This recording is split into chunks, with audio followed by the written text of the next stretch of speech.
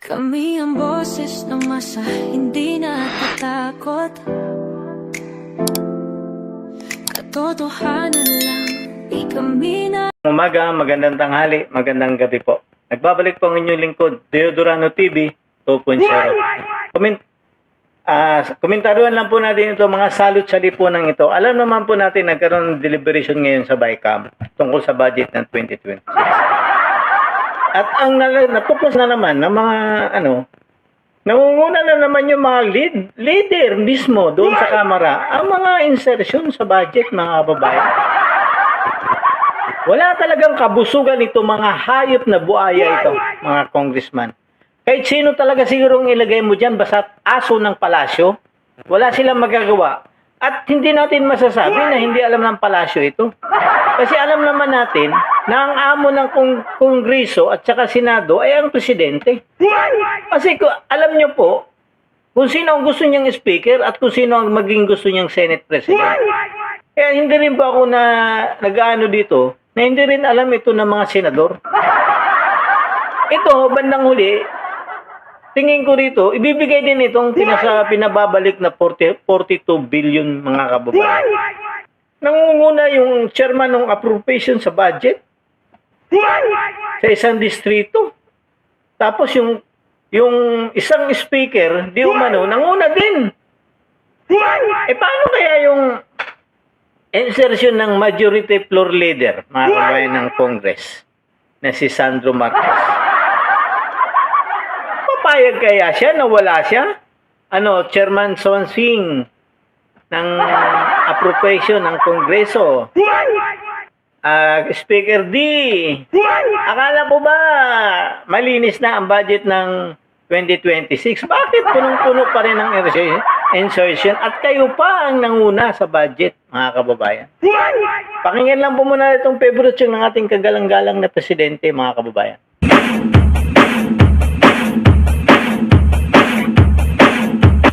Dancing with the beat with DJ Glenn on the mix. Marcos Bangag, Marcos Bangag, Marcos Yan po yung Bangag, favorite song ng Marcos ating kagalang-galang na presidente, mga kababayan. So pakinggan lang po muna natin itong report ng Billionario TV regarding po doon sa pag-deliberate nila ng budget at natlasan ng mga senador po yata nakatuklas dito o talagang wala lang kabusugan ito, mga hayop na ito, mga kababayan. Kasi kung tignan nyo po, itong mga lintik na ito, nag-insert na naman ng bilyong-bilyong pera, mga kababayan. So pakinggan lang po natin itong report ni Corina Sanchez dito dun sa Billionario Channel, mga kababayan.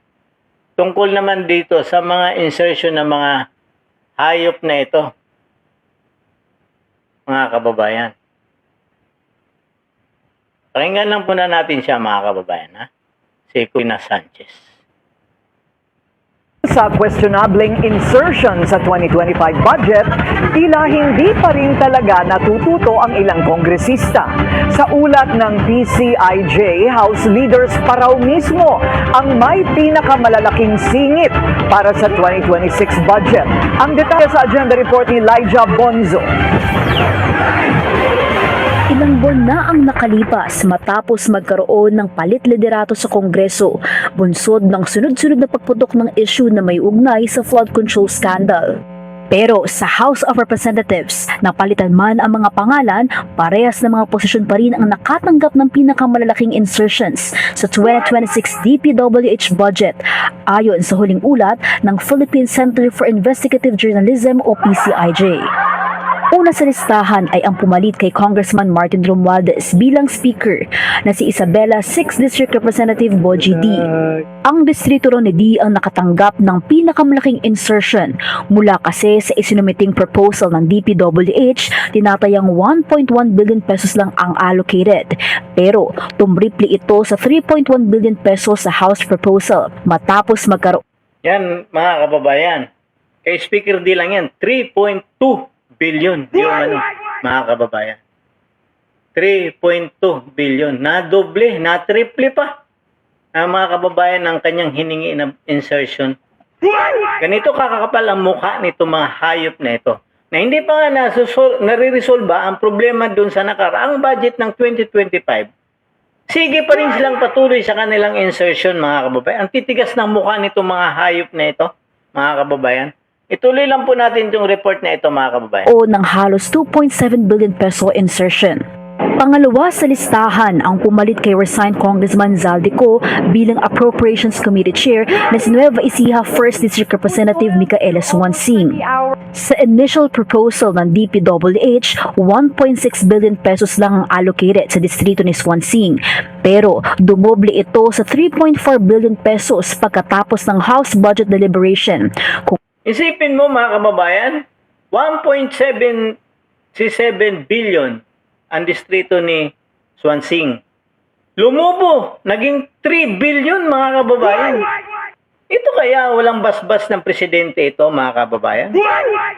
Baka yung 1 billion dito sa palasyo ang takbo, o di kaya doon naman kay Chairman D, kay Sandro Marcos, mga kababayan.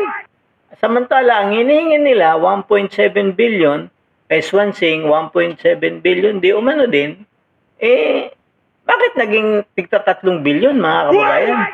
Ituloy lang po na natin, mga kababayan, para maliwanagan po natin ng maayos. Kung saan nagkaroon siya ng tinatayang 1.77 billion peso insertion. Sumunod sa ikatlong pwesto ang kapatid ni Swansing na si Sultan Kudarat 2nd District Representative Bella Swansing na nakatanggap ng 3.9 billion peso allocation matapos ng tinatayang 1.6 billion peso insertion. Sa kabila naman ng resignation bilang speaker at pagkakadawit sa mga nakatanggap umano ng bilyong-bilyong kickbacks, ang presidential cousin na si Romualdez ang isa raw sa mga nakatanggap ng malaking bulto ng 500 billion peso allocable at non-allocable funds ng DPWH. Nakatanggap ang distrito niya ng 6 billion pesos, mas mababa sa originally proposed na 9.9 billion pesos. Ang distrito naman ni Congressman Bambi Emano ang tanging nakakuha ng mas malaking allocation sa House Budget Proposal na 6.35 billion pesos. Sinisikap pa ng Billionaire News Channel na kunin ang panig ng mga nabanggit na kongresista pero hindi pa sila tumutugon sa aming mga Yan ang nakakalungkot, mga kababayan. Kasi nga po, billion-billion na naman ang insertion nila sa budget ng 2026. Ang kakapal talaga ng mukha nito mga hayop na ito. Speaker, chairman ng appropriation, kapatid, at mga congressman. Ano kaya yun? Kinalat nila para ibigay nila sa isang ano nila dyan? Panginoon? Martin Romualdez, di umano, bumaba lang ng 3 billion kasi naging 6 billion na ang 2025, 9 billion. Ngayon, naging 6 billion na lang. Pasalamat pa ba tayo ron? Dapat sa mga hayop na yan, hindi na dapat binibigyan ng budget yan na billion-billion. Dapat yan, zero budget na yan sila. Dapat yan sa mga yan, hindi na dapat binibigyan ng budget. Kasi nga po, hindi pa nga natatapos yung iskandalo ng 2025 budget. Ito na naman sila. Nag-uumpisa na naman sila mag-insert ng budget ng bayan, mga kababayan. Yun ang nakakalungkot dito, mga kababayan. Bakit? Wala talaga sila itong kabusugan, mga kababayan. Gusto lang lagi ng mga to magkamal ng pera ng bayan. Yun ang napakalaki ng 1 billion sa isang distrito. Malaki pa ba ang nasasakupan ng isang district congressman kaysa national party list? Ang party list po kasi, ang hawak, ang buong Pilipinas kasi ang kampanya ngayon yan, national. Ang problema lang dyan sa party list, kung saan sila malakas, yun ang tinututukan nila. Kailangan malaman nila, doon sila nangangampanya para yung lugar na yun, makuha nila yung boto. Pero ang kampanya niya, national po. Mas dadami pa ba ang kanilang constituent ng party list kaysa distrito? Ang distrito, halimbawa sa District 1 ng Maynila, yun lang ang population na hawakan niya. Wala na siyang pakialam sa Distrito 2, 3, 4. Anyet, bilyon-bilyon. Sa bagay, katulad nga kay Sandro Marcos na ang population ng sa Ilocos Norte is 320,000 yata. Pero ang budget niya, bilyon-bilyon doon sa flood control, mga kababayan. At tingin ba natin talagang napupunta lahat ito sa kaban ng bayan o na napupunta ito sa mga proyekto na pinopropose nila di umano sa kanilang mga distrito o napupunta lang ito sa sarili nilang mga bulsa, mga kababayan. Kasi wala ko talaga, ang titigas ko talaga ng mukha o matitigas lang ang ulo o makakapal ang mukha talaga man naman, mga kababayan. Kasi nga po, hindi pa nga tapos ang isang iskandalo noong 2025. Ngayon naman po, pupunuin na naman nila ng insertion ng 2026. Ang pinag-uusapan dyan, mga kababayan, budget ng 2026 na bilyon-bilyon na naman. Ang chairman, paano kaya yung majority floor leader? Papayag kaya yun? Wala din siyang bilyon? Siguro ito, mga kababayan, paghahanda na naman ito sa darating na February 6 na pambayad na naman di umano sa mga congressman na pipirma sa impeachment ni BP Sara. Yun po yun siguro pinaghahandaan nito, mga kababayan. Nag-allocate na naman sila, pinapalabas nila doon sa insertion, allocable, pero inaalok, hindi mo alam kung ano yung inaalok sa'yo. Baka naman yung inaalok sa'yo, pirma ka, babayaran kita ng mga proyekto mo o ng cash o ng kung ano man project mo dyan, basta pumirma ka sa impeachment ni BP Sara.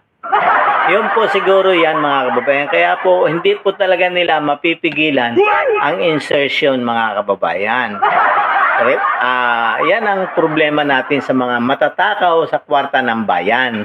Walang kabusugan ng mga hayop na ito. Hindi pa kayo kunin ni Lord. Ay, hindi ka kayo kunin ni Lord kasi galot si Lord sa mga magnanakaw. Baka si Satanas nang kumuha sa inyo, mga kababayan. Baka kunin na kayo ni Satanas kasi yun ang pinagsisilbihan ninyo. Wala kayong awa sa mga taong bayan na nag-ambag-ambag ng pera na yan, nagbabayad ng buwis, na sa halip na kakainin na nila, binabayad pa nila sa gobyernong ito na para nakawin lang. Yan ang nakakalungkot, mga kababayan. Si Juan de la Cruz, legal na nagbabayad ng kanyang buwis, bibili ka sa grocery, magbabayad ka ng buwis, bibili ka sa ano-ano mang mga restaurant dyan, magbabayad ka ng buwis, anyet, ang napupunta sa inyo, baha. Yon.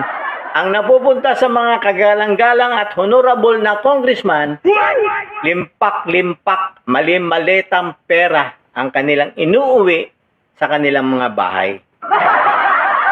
Yan ang nakakalungkot, mga kababayan.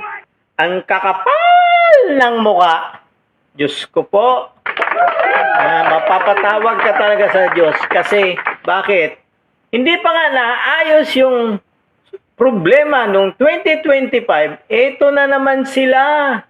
Magpipiesta na naman sila sa pera ng bayan sa budget ng 2026.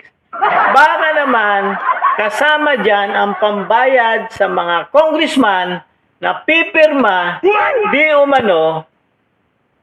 Ito, ano ko lang po ito, mga kababayan, isip ko lang po ito. Baka, nagsama sila dyan ng insertion sa pambayad ng proyekto ng isang congressman para sa pirma ng impeachment trial naman ni BP Sara. Yan ang nakakalungkot dito, mga kababayan. Pero malalaman pa rin po natin yan, mga kababayan, sa darating na February 6. Kung sino-sino ang mga pumipirma at mayroong siguradong pipiyok dyan na congressman kasi nalaman ng lahat yan, congressman din ang nagsasalita. Iba po, mga kababayan? Hanggang dito na lang po muna ako, mga kababayan. Ako, palambing naman po ng like, share, and subscribe po to my YouTube channel, Deo Durano TV 2.0. God save the Philippines. Kami ang boses ng masa, hindi natatakot. Katotohanan lang, di kami na